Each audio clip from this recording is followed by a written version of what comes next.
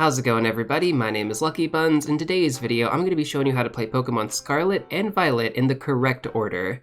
Now before we get started, I just want to start off by saying this video is not going to contain any story spoilers for new players watching, and second, you don't actually have to play the game in this order, as the beautiful thing about these games is that you can actually just take on any part of the main storylines whenever you want. So assuming you have the right Pokemon and strategies in place, you can pretty much just go about it in whatever way you choose. With that being said though, there are plenty of players who do actually want to play this game in the intended order.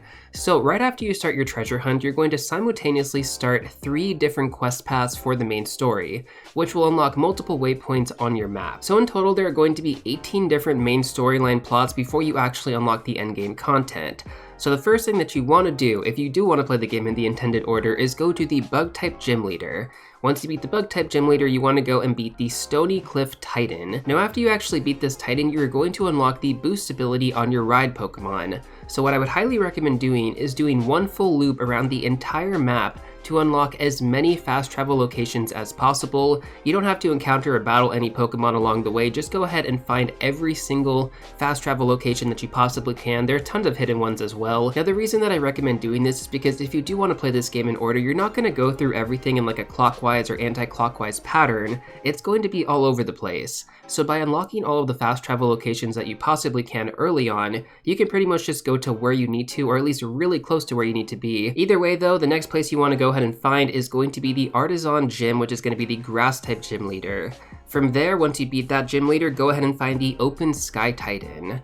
And then after this, you want to take on your first Team Star leader, which is going to be the leader of the Dark Crew. From there, head on over to the Levincia Gym and fight the Electric type Gym Leader. After that, go ahead and beat Team Star's Fire type crew next. Now we're going to head on over to the Lurking Steel Titan, and then we're also going to beat the Water type Gym Leader right after. And then after that, we want to beat Team Star's Poison type crew. Now we're going to head back on over to the Medali Gym and fight the Normal type Gym Leader. After you've beaten the Normal type Gym Leader, we want to take on the Ghost type Gym Leader next. This is going to be pretty close to the Ice type Gym Leader, but we're going to save him for a little bit later. Following that, we want to take on the Quaking Earth Titan after that. And then we want to take on the Psychic type Gym Leader, which is going to be at the bottom of the map. So kind of going all over the place once again. This is where unlocking the fast travel locations really does save you some time. After that, we want to head back on over to the Ice Mountain and beat the Ice type Gym Leader. Now at this point, you've beaten every single Gym Leader so far, but we're not going to challenge the Elite Four just yet. So next up, we want to take on Team Star's Fairy type crew, which is again pretty close to the top of the map. So go ahead and beat that, and then we want to head on over to the False Dragon Titan. Now after you've beaten the False Dragon Titan, there's still going to be one more battle left, but we're not going to take that one on just yet. Instead, we want to beat Team Star's Fighting type crew and complete that storyline. Or not complete that storyline, but complete all of the 5 Team Star leaders. Now at this point in the game, we've beat every single gym leader, all of the Titan battles, and all of Team Star's leaders. So now we have to beat the Elite Four plus a champion, also do the Poco Path Lighthouse battle, and beat Team Star's actual leader. Now in order to do this in the correct way, first we're going to take on the Elite Four and beat the champion. This is going to complete the Victory Road storyline. After that, we're going to go to Poco Path Lighthouse and battle Arvin. This is going to complete the Path of Legends. And then finally, we're going to battle Team Star's leader, which is going to complete the Starfall Street storyline. Now, if you've made it this far into the video, we're going to be going over endgame and postgame content. And while I'm not going to go over specific story details, there is definitely going to be some spoilers ahead, so keep that in mind if you want to continue watching.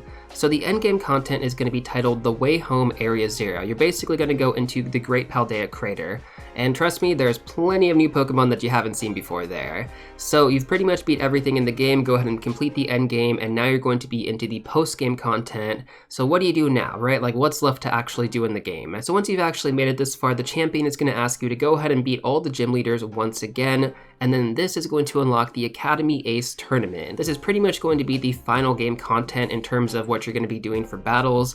Like, this is the equivalent of battling the Elite Four a million times in the previous games, so just kind of think of it like that. So once you beat the Academy Ace Tournament though, you're then going to be able to unlock 6-star raids. But in order to unlock 6-star raids, you have to beat 15 5-star raids first. Once you unlock 6-star raids though, and you complete your first 6-star raid, this will also unlock 7-star raids when we get certain events. For example, we've had Charizard and Cinderace so far, and I can definitely expect that we're going to have many more in the future. Jock will basically reach out to you and let you know about 6-star raids once you've completed all of the 5-star raids first. And that's pretty much everything as of right now. We don't have the DLC content just yet, and I'm not really sure if it's going to follow the main storyline, although I do hope it does, and it's a little bit different than the Sword and Shield DLC, but we'll see how that plays out. And again, guys, like, while this is a correct order, this is not the fastest way to complete all 3 paths. If anything, it would actually make more sense to complete the entire Path of Legends questline before doing any of the others. That way you unlock all the ride abilities, and that way you can just go through everything really quick. Now you may be wondering though, well, how can I beat the entire Path of Legends storyline with low-level Pokemon?